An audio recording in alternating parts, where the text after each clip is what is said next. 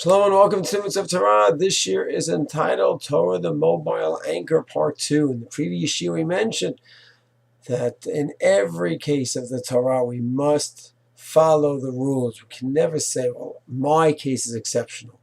If built into the Torah and the Shulchan Aruch, the Halacha, there's room for exceptional cases, fine. But for a person to decide that my case is exceptional, absolutely not. And the Pasuk in Shoftim makes clear that even a king, a great king, Shlomo HaMelech, Torah says not to have too many wives, that's it.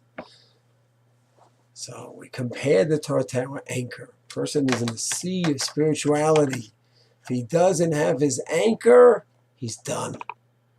He could end up with avodah zarah, idolatrous beliefs, heretical beliefs, or mystical spiritual ideas that have no connection to true Torah Judaism.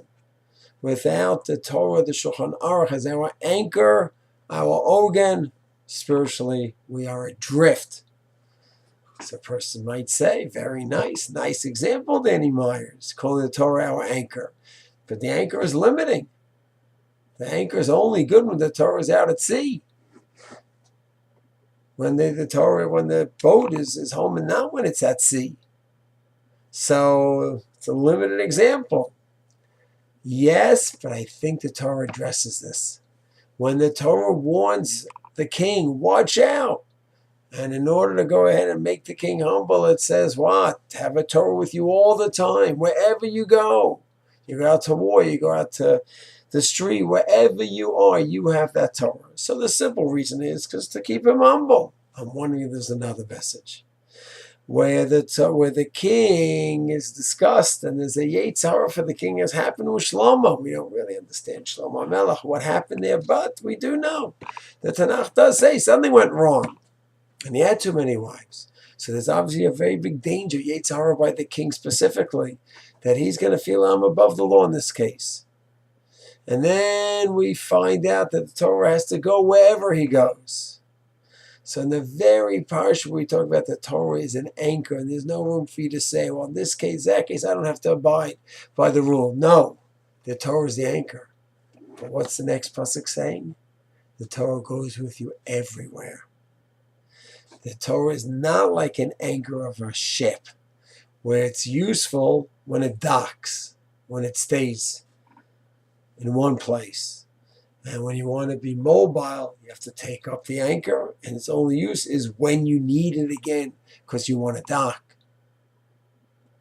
The Torah is different. It is mobile. It goes anywhere. The king goes out to war, the Torah is with him. The king goes out to the streets, the Torah is with him. And I'm wondering if the message is a secondary message besides just the idea of him being humble. The secondary message is the Torah can take us in every place, in every generation. The Torah will guide us in the midbar in the desert. It's going to guide us through conquering Israel the first time. The second time it's going to guide us in 2018 as we continue with our Kiva Sha'aretz as well in this generation. And it will guide us when we deal with our enemies, with negotiating with our enemies. It will guide us when we develop agriculture in Israel, when we develop the economy in Israel. The Torah is with us. So while a real anchor on a ship is limited, the Torah is a mobile anchor, where it takes us through every generation.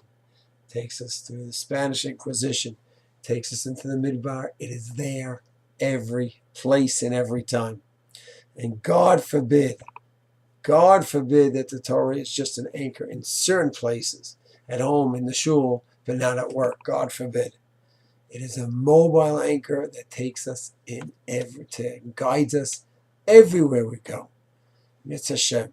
We should be able to go have that commitment to be guided by the Torah in every situation and have clarity and have the use of our mobile anchor at home, at work, in the battlefield, wherever life takes us. Shalom.